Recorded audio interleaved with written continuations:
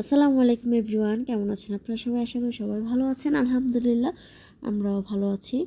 তো বরাবরের মতো নতুন একটা ব্লগ ভিডিও নিয়ে আপনাদের মাঝে হাজির হয়ে গেলাম। তো এখানে দুপুরে যে রান্নাবান্নাটা করেছি ওটা আপনাদের সাথে আমি শেয়ার করতে পারিনি, সরি তার জন্য। তো আজকে যে খাবারগুলো আমার কাছে আমার খুব পছন্দ, এই যেমন একটা গুঁড়ো মাছ, দেখা গেছে আমি একটু বড়টা খেতে পারি না, এই ছোটোগুলো খেতে পারি। খুব খুব বেশি মজা হয়েছে। আর এটা ইসার আব্বুর জন্য করেছি। মাছ ভুনা টমেটো দিয়ে ইলিশ মাছ অনেক বেশি মজা লাগে, কিন্তু এটা অনেক বেশি মজা হয়েছে। আর এটা একটু হাঁস ভুনা ছিল, আর একটু গরুর গোস্তর তরকারি ছিল। তো এই দুটো একটু একটু ছিল, তার জন্য গরম করে বাটিতে বেড়ে ফেলেছি। যখন খাবো আবার ওভেনে দিয়ে একটু গরম করে নিব। আর এখানে আমি একটু বাচ্চাদের জন্য চিংড়ি মাছও ভুনা করে নিয়েছি। আর কাসকি মাছটা দেখা গেছে আয়সাও খেতে পারবে, ওর ঠান্ডার কারণে ওকে চিংড়ি মাছটা দিই না। তো কাসকি মাছটা অনেক বেশি মজা হয়েছিল, একদম টমেটো দিয়ে একটু ঝাল ঝাল করে রান্না করেছি। আর তরকারি তো ঝাল না হলে আমার ভালোই লাগে না ওই তরকারি খেতে। এখানে চিংড়ি মাছটা ভুনা করেছি, এটা ইসার জন্য আমি নিয়ে নিচ্ছি। তো ইসাকে খাইয়ে তারপর আমি আয়শাকে খাওয়াবো, তারপর আমি খাবো একটু মজা করে। দেখা গেছে খাবারটা একটু মজা করে খাওয়াটাই মানে আমার কাছে ভালো লাগে। তো তারপর ওদেরকে খাইয়ে আমি খেয়ে নিয়েছি।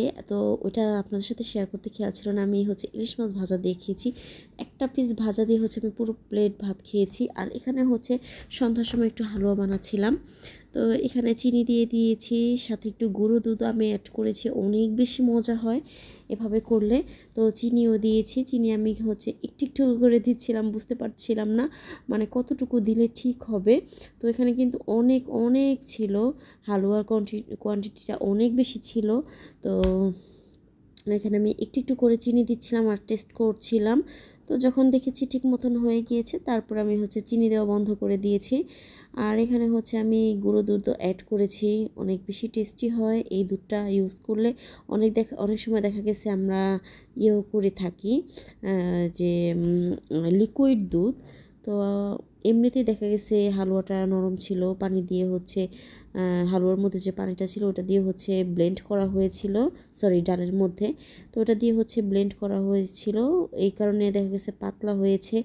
আবার যদি আমি দুধ অ্যাড করতে যাই, তাহলে দেখা যায় জিনিসটা আরও বেশি পাতলা হবে। আবার সাথে ছিল চিনি, আরও বেশি পাতলা, অনেক বেশি সময় লেগে যেত আমার। তো যাই হোক, আমার কিন্তু হালুয়াটা ডান হয়ে গিয়েছে। এখন আমি নামিয়ে এটাকে সেট করে নিব। তো বুটের হালুয়াটা কিন্তু আমার কাছে অনেক বেশি ভালো লাগে, সুজির হালুয়ার থেকে বুটের হালুয়াটা আমার কাছে বেশি ভালো লাগে। বিশেষ করে পাউরুটি দিয়ে, তারপর শুধু শুধু খেতে, তারপরে রুটি দিয়ে খেতে, আটা রুটি বা চালের রুটি যেটাই হোক। আর এখানে কিন্তু আমি ঘিও অ্যাড করেছি, ওইটা স্কিপ হয়ে গিয়েছে আমার ভিডিও থেকে, আমি আমি বলতেও পারতেছি না, কিন্তু এখানে আমি ঘিও অ্যাড করেছিলাম। তো যাই হোক, আপনাদের কাছে কেমন লাগলো আমার এই ছোট্ট একটা ভিডিও, তো ব্লগ, অবশ্যই আপনারা একটু জানাবেন। যদি আপনাদের কাছে ভালো লাগে অবশ্যই লাইক কমেন্ট শেয়ার করবেন ভিডিওটা, যার যার কাছে ভালো লাগবে চ্যানেলটা সাবস্ক্রাইব করবেন। আজ এ পর্যন্তই, সবাই ভালো থাকবেন, সুস্থ থাকবেন, আল্লাহ হাফেজ।